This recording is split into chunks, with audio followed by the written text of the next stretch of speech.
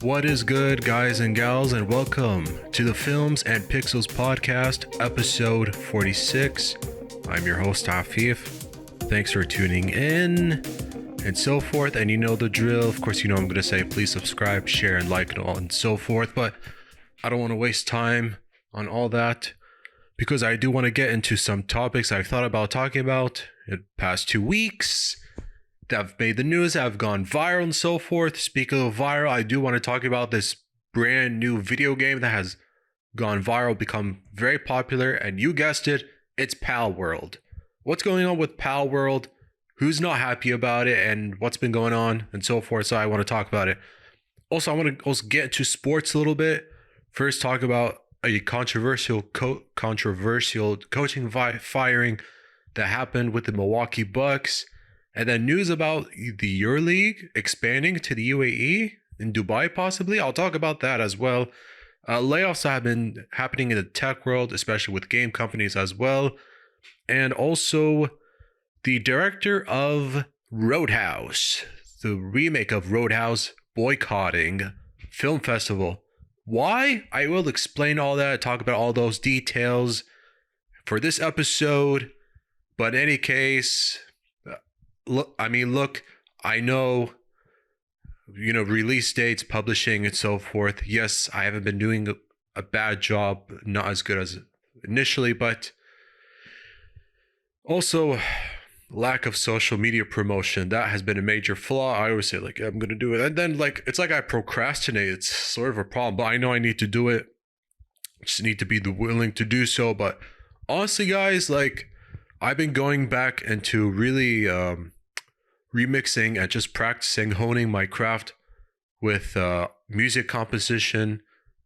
In this case, using Cubase elements. I know that there's Cubase 12, Cubase 13.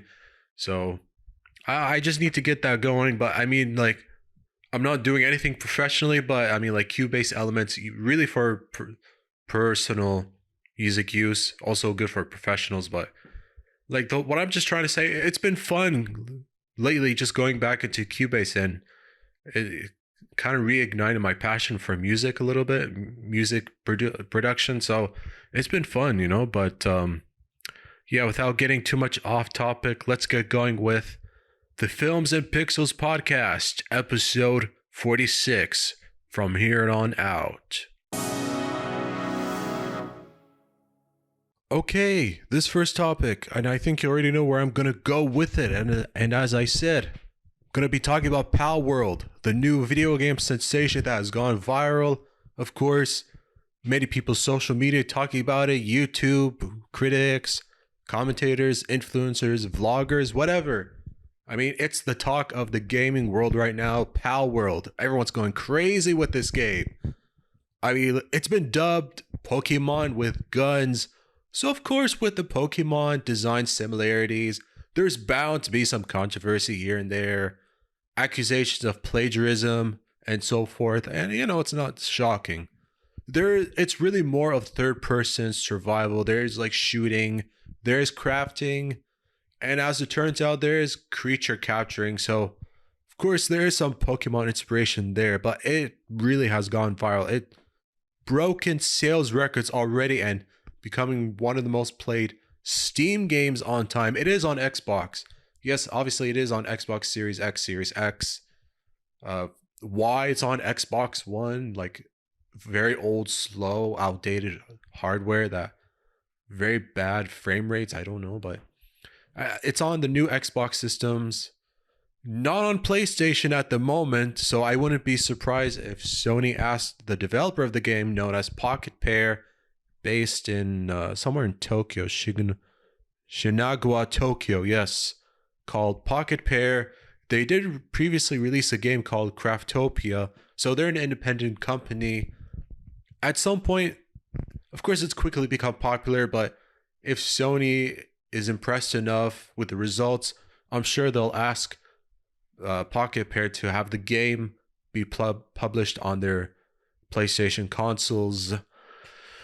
But yeah, just back to the Steam records, extremely popular, all-time record sales. I have the numbers, but it's behind games like Counter-Strike 2 and Dota 2 right now, in like less than 1 week, sold like 6 million copies sold.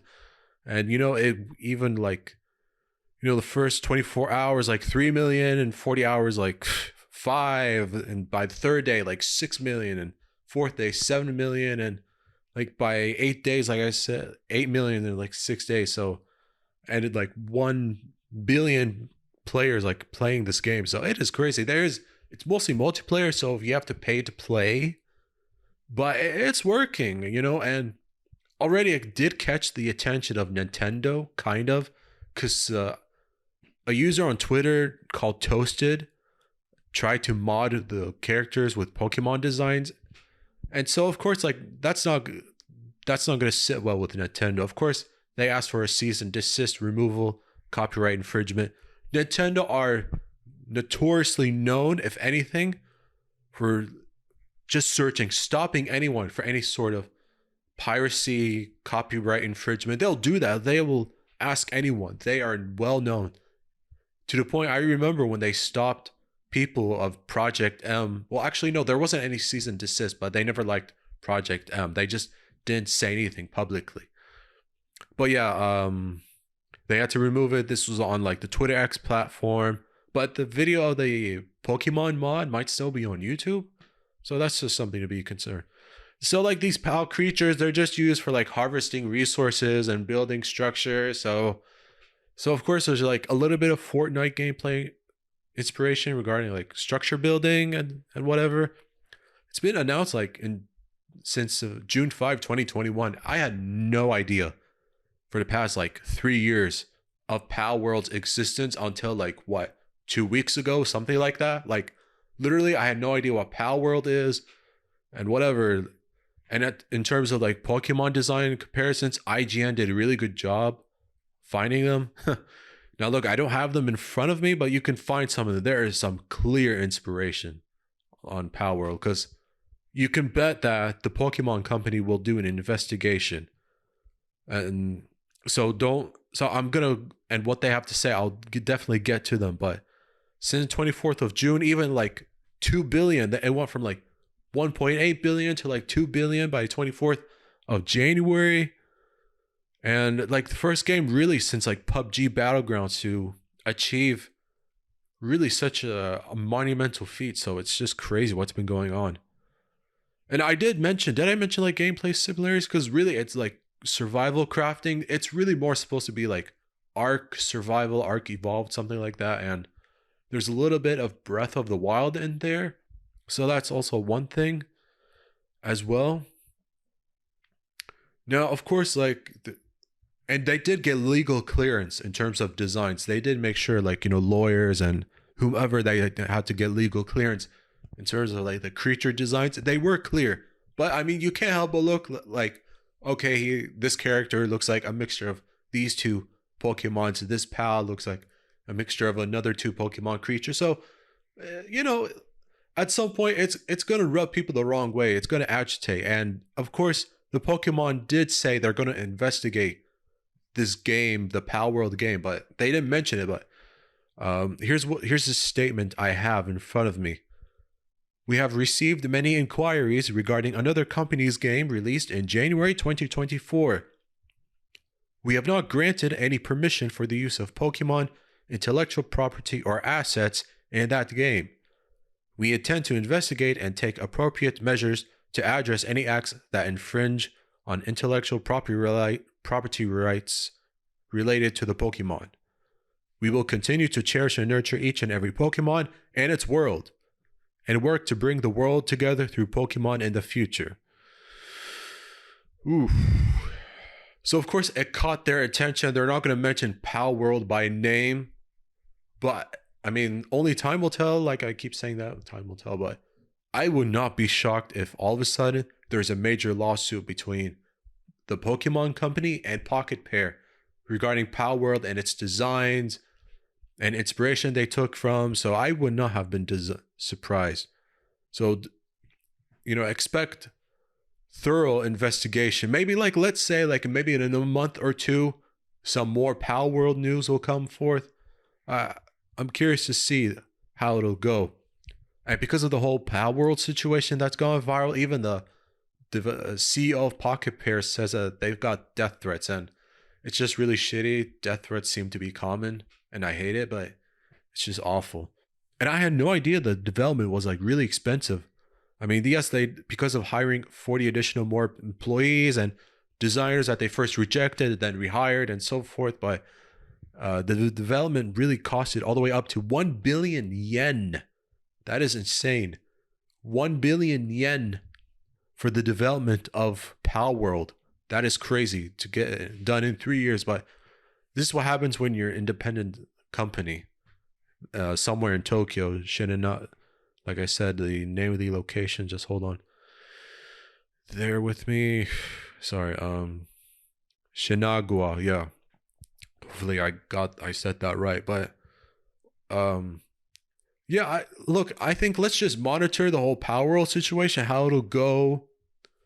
If and when will there be some more lawsuit? Will the game be removed from Xbox and Steam? Will Sony still be interested in, asking the Pocket Pair team to have the game released on their PlayStation platform? All that, I mean, I don't think the Palworld saga is over. It won't be anytime soon.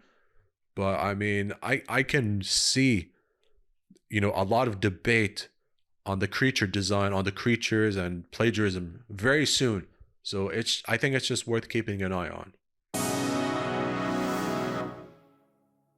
Next up, I do want to really go into depth on this topic regarding a coaching change that happened in the NBA, in this case, the Milwaukee Bucks. And this was kind of shocking, but there have been signs that it was going to happen. So let me break it down. Earlier in the week, the Bucks GM John Horst decided to dismiss Adrian Griffin. He was a rookie head coach for the team. Now, it's very unusual. 43 games into the season, they had a 30-13 record.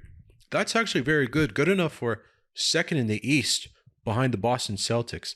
So it was really surprising when John Horst and the Bucks GM hired Griffin, a rookie head coach, assistant for many years. He used to play in the game. But what happened? I mean, very poor defense. But I'll really get into it. And a lot of that really had to do with really the players and the coach not being on the same page. Their defense going from 4th last season when Mike Budenholzer was a coach to now 22nd, which is really bad. But their offensive talent with Giannis, Dame Dalla, Brook Lopez, Chris Middleton kind of helping the team, carry them a little bit. And they haven't really looked good. Despite the record, they don't look like a championship team defensively. I mean, their talent might be enough to get past the first round, but the second round, they could go home. So, and look, even with the acquisition of Damian Lillard, I was concerned about how they would be defensively. I'm not a Bucks fan. It's just I thought getting rid of Jrue Holiday, bringing in Lillard, they would have to step back defensively, and that's exactly what happened. I mean, Dame has played well.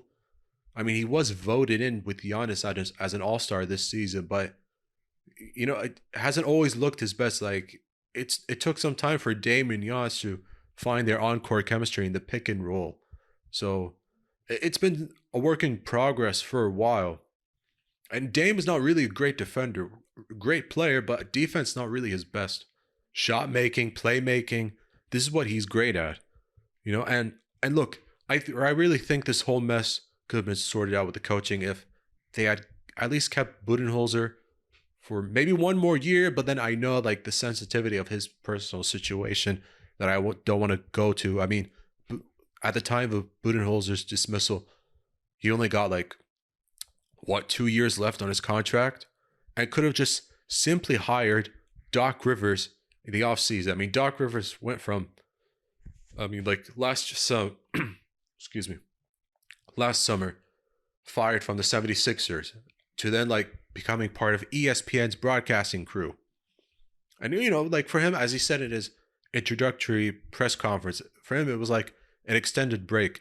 And of course, he's taking the job because an opportunity to win, the stars are there. He went to college in Marquette. So of course, many reasons to coach the Bucks. But I mean, like, it could have been sorted had it all been done last offseason and he signs a 4-year, $40 million contract. You know, this whole situation with bringing in a veteran coach like Doc, who, I mean, does have a shady playoff record with like recent teams he's coached, like the Clippers and 76ers, with like losing 3-1 leads or 3-2 leads, hasn't really made him look good. So I get why some people are not happy. Fans are not happy with the firing. And Adrian Griffin, if he's more than qualified to be a head coach, why didn't the Toronto Raptors, promote him to the position and instead had to do a thorough search to hire Darko Rajakovic? It's nothing against Darko or anything. It's just that the whole situation could have been much easier. Hire Adrian Griffin instead. Let him grow as a head coach. Grow with the team with Scotty Barnes, as the new face of the franchise. Now the Raptors with RJ Barrett, Emmanuel Quickley. The team they got, they're not great, but they'll be good soon, even though they traded Anunoby and Siakam. I mean, I just think this whole situation could have been sorted I blame the Raptors partially for not promoting Adrian Griffin, and then he had to take the job in Milwaukee, be in a high intense pressure situation to deliver a championship, thinking that he was going to also coach Drew Holiday. They trade Holiday for Lillard before media day. The defense suffers, and plus I saw a video of a breakdown of their defensive schemes. It hasn't really made them look good. It's made players like Giannis publicly frustrated, Brook Lopez agitated with their defensive schemes, Bobby Portis angry at the coach. So of course, like the players are trying, but they're not really buying in. And there are signs. There were actually signs when Terry Stotts, I think like preseason, just before the season started. I mean, he was brought in and then something happened. What I thought it was like maybe a lower back issue. Speculation says that he had an argument with Adrian Griffin on the defensive schemes and abruptly resigned from being an assistant on the team. So that was really eye-opening. That was like maybe the first sign of like trouble in Milwaukee. And look, Doc Rivers, he is a great coach. I mean, he is 9th all-time in wins. And like I said, there have been some playoff disappointments after winning the 2008 title with the Celtics. He did coach the Celtics back to the 2010 finals, but lost. And he's coached plenty of Hall of Famers like, the Garnett, the KG, the Pierce, Allen, Rondo, and then the Clippers with Blake Griffin, Chris Paul, Jay Jordan, and JJ Redick. And then in Philadelphia, you had like for maybe a year of Ben Simmons and Joel Embiid and James Harden and a rising star like Tyrese Maxey. So he knows how to manage and handle young and veteran stars. And this is what he's going to do now in Milwaukee. But I mean, the Bucks even look worse because now they're paying 3 head coaches at the same time. They give a huge contract to Rivers. They now have to pay Budenholzer for this season and the next season. And now they have to pay the remaining for Adrian Griffin. So that's 3 head coaches on their payroll. And it's already kind of an expensive payroll the Bucks have. So Rivers' reputation in recent years does come into question. But I can say for certain he needs to make this work. And he did say in the press conference he wouldn't wish this on anyone, but this isn't a good situation. The Bucks may have a good roster, but they have a lot of fixing to do on defense, and that is on Rivers to do, and that is on Doc Rivers to also solve and really amplify the on-court chemistry of Giannis and Dame. I do want to stay on basketball this time, going from the NBA to the Euroleague, and I do want to share some information that has caught my attention because something that I didn't think would happen is over time becoming more of a possibility, and that's actually the reality of a Euroleague team having an expansion team in Dubai. I'm not making this up. There's a real possibility, and it seems like it's becoming realistic over time that a professional basketball team may be expanding in Dubai as part of the Euroleague. Now, for those that are not aware, Euroleague is one of the top basketball leagues in the world, second most popular behind the NBA, with a bunch of European basketball teams, that who all teams that also play domestically play against each other like twice a week, either Wednesday, Thursday, or actually wait, sorry, I kind of confused the days of the week.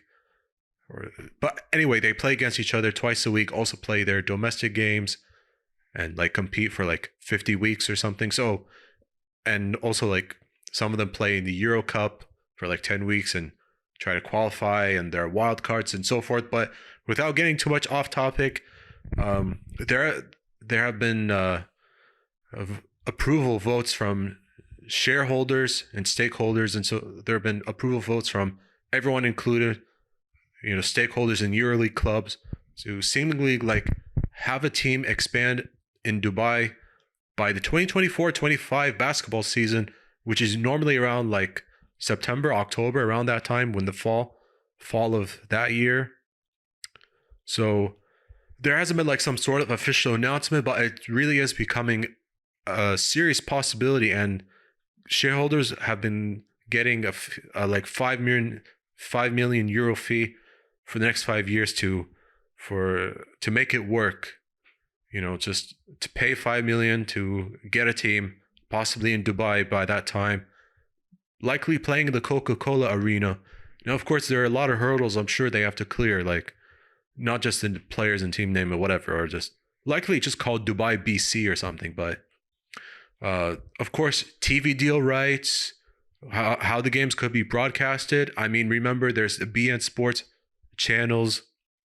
You know which ones? There's already BN NBA, and the NBA already popular in the UAE, especially more so over the last 2 years when the NBA Abu Dhabi games have been at the Etihad Arena in Abu Dhabi, first in October 2022 with the Bucks and Hawks, and then October 2023 with the Mavericks and Timberwolves as well. So the NBA has sort of made its presence felt in the UAE, in both Dubai and Abu Dhabi. And the Euroleague is trying to, I'm pretty sure, like trying to popularize their game there, because I mean, they feel like there's a huge opportunity to really be successful there. And of course, sponsorship rights, advertisement deals as well. So there's a lot to work through. But I mean, it seems like a fee has been paid for by shareholders. They seem to have voted on this becoming a real possibility, and likely going to pay a huge fee of 5 million euros to make this work. So that's going to be key, and like soon have a license to be part of one of the EuroLeague clubs. How things shake up, which teams are in and out of the EuroLeague the next season, or who wins in the Euro Cup, who gets the wild card, how Dubai fits in, how their team fits in. It'll be interesting to see. And speaking of which, I know there's been like some Dubai basketball championship in recent days, and even future Hall of Famer Dwight Howard, I think, playing on, I don't know which team, but I mean, he's been dominating. He doesn't look like prime, but he's been looking really good. And even local channels like MTV, Lebanon Sports, broadcasting games there. So it's good that the game of basketball is growing in the UAE. And I think a EuroLeague team in Dubai will simply, bring more excitement, not just like excitement and so forth, but also like popularize the game of basketball there. Like the MENA region really more of a football centric region in the world, especially with Qatar hosting the World Cup 2022. So with basketball having a major presence in Dubai will be really huge for the EuroLeague. It's kind of surprising. I don't know if this is meant to compete with I doubt this has anything to do with taking popularity of the from the NBA, but I think this is really more for business reasons. They see it as an opportunity. So it's over time, it's becoming more and more and more likely that it could be a reality. And it's funny just seeing some of the comments on social media. Some people feel like it shouldn't be this. It's not necessary. Don't understand why it could happen. There was a clip of a podcast analyzing this this whole situation potentially becoming a reality. I forgot the quotes, but I just thought their insight was really good regarding like not I wouldn't say not excited, but just the pros and cons of a EuroLeague team in Dubai by the next season in 2024-25. So uh, again, it's not really clear to me why it's becoming a reality, but I can only say for business reasons. I'm only assuming for business reasons since there's a lot of money to be made in this whole sport. Final topic for this episode, I do want to discuss the news surrounding the release of Roadhouse. Now, the name Roadhouse might be familiar to some people. There's an actual remake of Roadhouse film available soon, as soon as March 21, actually starring Jake Gyllenhaal, directed by Doug Liman. It's being premiered at the South by Southwest Film Festival, although Doug Liman did say that he's going to be boycotting the premiere of his own movie. He's protesting Amazon MGM bypassing theaters for their Prime streaming release. So he's not happy about the movie not being released in theaters, but instead going direct to Amazon's Prime streaming platform. And I can understand it. I mean, there's a whole article I encourage you to read on deadline.com that he wrote his thoughts and feelings about Roadhouse really being one of his best films, his greatest work. Very proud of the movie. Loved working with the cast that includes Jake Gyllenhaal. Now, again, like some people might remember the previous Roadhouse movie previously that did star Patrick Swayze as well. So Gyllenhaal does play the same character in the movie as Swayze did back in the day. So it's a remake of that one. And really, it's intended to really be a smash hit. So I just got a few quotes here. Just a few sentences that he said. Like, I won't be attending. The movie's fantastic. Maybe my best. And I'm sure it will bring down the house and possibly have audience dancing in their seats during the end credits. But I won't be there. He's just silently protesting just by not being at the South by Southwest premiere. It's just him saying he doesn't like how the movie will be going to the Amazon Prime streaming platform. And what else? Knowing that when they bought commercial films like Bond and Creed, they would like put billions of dollars into them, and commitment to cinema by an internet company, but and the opposite seems to be promised when they took over MGM and so forth. So he really signed. He said that the facts: I signed up to make a theatrical motion picture for MGM. Amazon bought MGM, hence the problem here. Amazon said, make a great film and we will see what happens. I made a great film. So he made a great film, Roadhouse, and Lyman had intentions to release it in theaters, distributed by MGM. Amazon purchasing MGM complicated matters. You see the problem here? We made Roadhouse a smash hit. Amazon words, not mine. By the way, Roadhouse tested higher than my box office hit, Mr. and Mrs. Smith. That is a classic, by the way. Tested higher than Bourne Identity, which is good. And I'm told the press response has been Amazon's best since they bought MGM. So it seems like a lot of really good things have been going on with Roadhouse. It has strong tie-in to the UFC, which is kind of surprising. It seems like possibly a cameo of some sort by Conor McGregor in the film. So that might be exciting to watch. Gyllenhaal versus McGregor, but Jake Gyllenhaal is willingly an action player. You know what I mean? He starred in plenty of action movies, so it's sort of his thing as well. And wow, there's a lot here.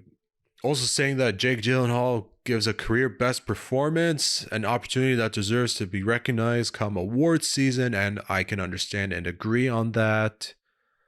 And look, there's something more eye-opening that he says. I think, of course, like let me just mention a quote here. If we don't put tentpole movies in movie theaters, there won't be movie theaters in the future. And I get it. It just seems like, I mean, let me say one thing.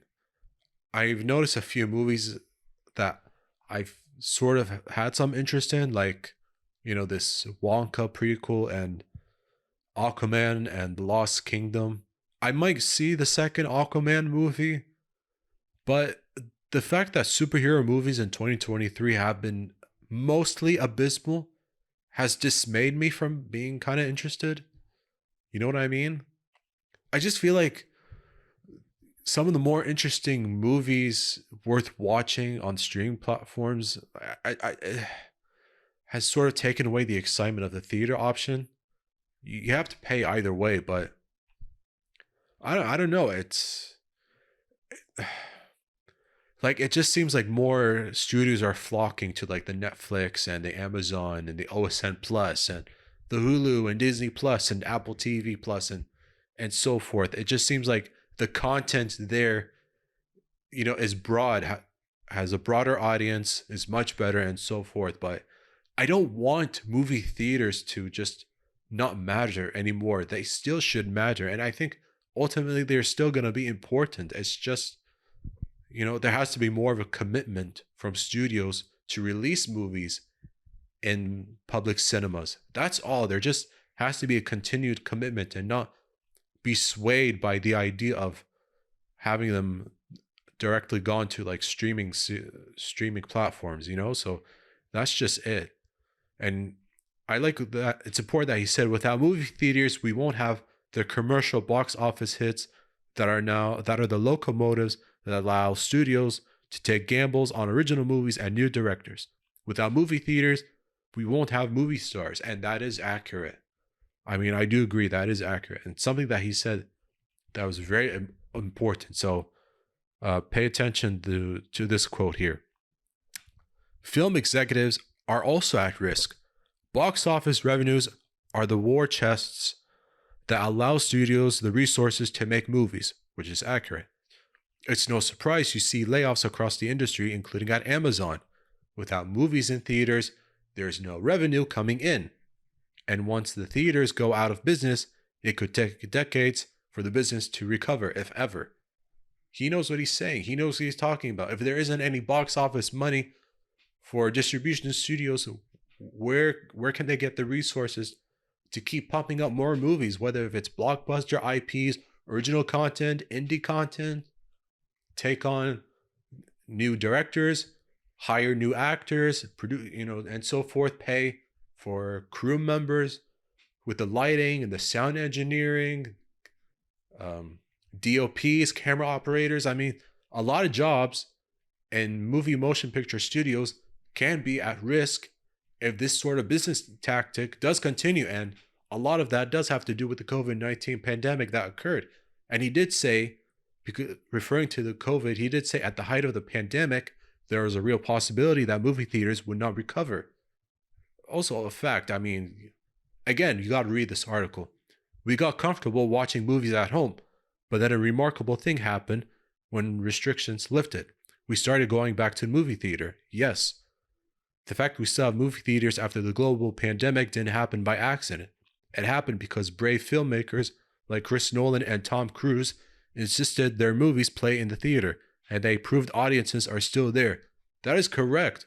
I do give Christopher Nolan a lot of credit for being brave enough to distribute Tenet in cinemas. And say whatever you want about Tenet, but it is worth watching in theaters. And Tom Cruise really has reignited excitement with Top Gun Maverick and also Mission Impossible Dead Reckoning Part 1. He is responsible for sort of rejuvenating the excitement of the movie theater life, if you know what I mean. Just bringing people into their seats. He brings excitement. And Nolan is a master filmmaker. I mean, which is how like Oppenheimer now has like 13 Oscar nominations. Again, the OG of directing. He's a favorite of mine, Nolan, but Yeah, they proved that despite everything, we still enjoy gathering and sharing and the communal experience of watching a film together. People love going to the movies despite the convenience of streaming. Yes, convenient. They're not mutually exclusive. In fact, data shows that movies do better on streaming if they had been released theatrically first. I do agree with that. I'd prefer a movie that like is a huge hit, critical reviews, exciting, commercially successful, be in cinemas first, and then like after 4 or 5 months, whatever, like have it distributed like on Netflix, for example. That's fine for me. And Doug Liman is not opposed to streaming. What he's saying is, he did make one of the original movies for streaming during the pandemic. Even currently working on Instigators for Apple. He said he's opposed to Amazon gutting MGM and its theatrical business. That I get. Just changing the whole theatrical business with MGM, but purchasing them kind of gutted their business. You know what I mean? So yeah. Man, I don't want to pause the momentum here. I mean, he did say like he tried to do everything to convince Amazon execs to put Roadhouse in theaters and presenting all the arguments and even allowing them to have another studio release it in theaters. And they still said no. So he feels like a victim, which is crazy. I don't blame him. He thinks that there isn't a villain in the story. It's more like an Amazon computer algorithm. And let's be honest, Amazon being $1 billion company, top 5 in the world, I can believe that. Yeah. But again, I know I'm repeating myself, but this Deadline article from Doug Liman, worth the read. Just very insightful, just very important, just sharing his thoughts, his feelings of his movie that he really worked so hard on, working really well with a cast that includes Jake Gyllenhaal, remaking a classic like Roadhouse, previously starred Patrick Swayze, and now coming to Prime on March 21. I mean, he has valid points of how and why he would be agitated and upset about his movie that he put a lot of resources into would not be coming to theaters and not be distributed originally promised by MGM until Amazon bought them, and Amazon saying, no, you're not distributing this movie on any other cinema or distributed by any other film company or any other platform. It has to be accordance to the deal on Amazon, and we're doing this just because of this computer algorithm that, whatever, like it'd be better here, it'd be more popular. Think of it like just AI making the decisions for Amazon. So Amazon probably like trusting AI saying, no, this movie is better served on the Prime Video platform. So to hell with the whole theatrical business deal and whatever. And he's right about businesses being at risk, theaters being at risk if there isn't box office revenue, which meaning that there can't be more movies coming up. Like, if this sort of business practice continues, what does that mean? It means movies won't be distributed in theaters later on. So something has to change. Maybe first distribute them in theaters and public cinemas where everyone can go pay for tickets, sit, gather together, make memories together.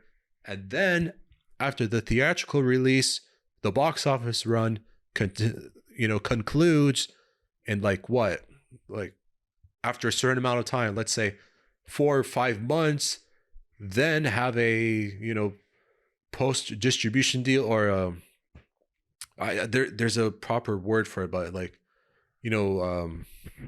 home deal, whatever. I know what I'm trying to say, but distribute how you would sell it through Blu-ray, DVD discs. Of course, the whole physical media is a hot topic, but have some movies be distributed on 4K Blu-ray, DVD, and also maybe it'll go on have a deal made with Netflix or whomever for streaming platforms.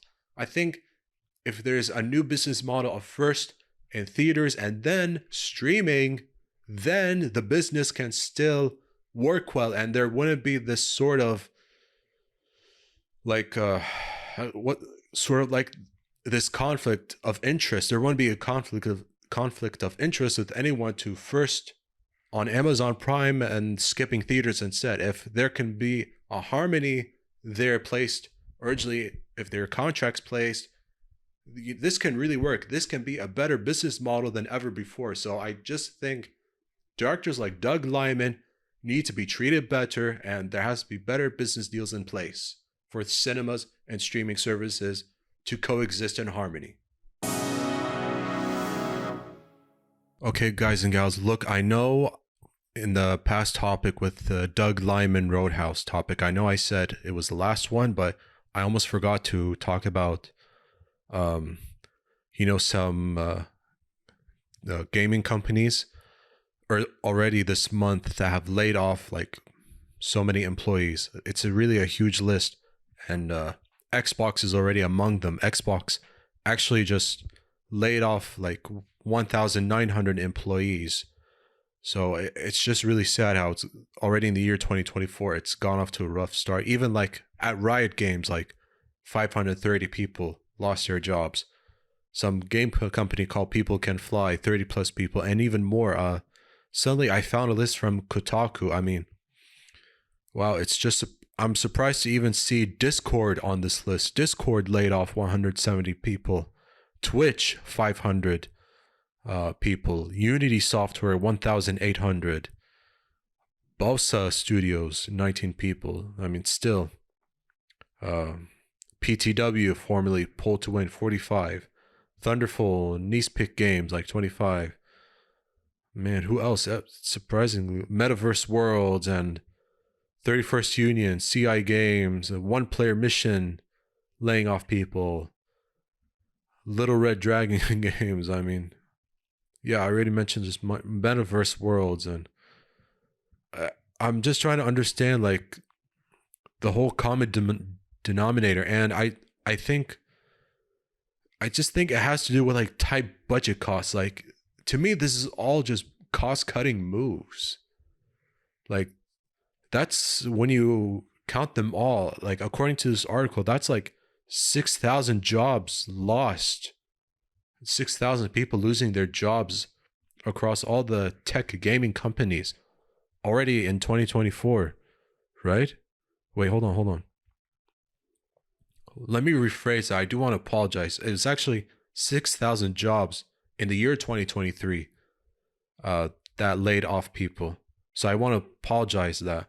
But it's actually a huge possibility that this year, in the year 2024, it'll surpass that number. So, I mean, we're not yet in February, and it's likely that more than 6,000 people will lose their jobs. So I do want to apologize. It was actually 6,000 people in 2023 that lost their jobs, not already in the month of January 2024, but more could happen. It may outpace that number, maybe before half the year is over. So I can't think of any other reason other than budget cuts or tight or whatever, like, or possibly like investments that like failed, like Playtika agreed to like pay up $300 million to get In Play Labs, another mobile developer. So it's not just like console gaming studios, it's like mobile studios, that companies that develop mobile games that lost their jobs. That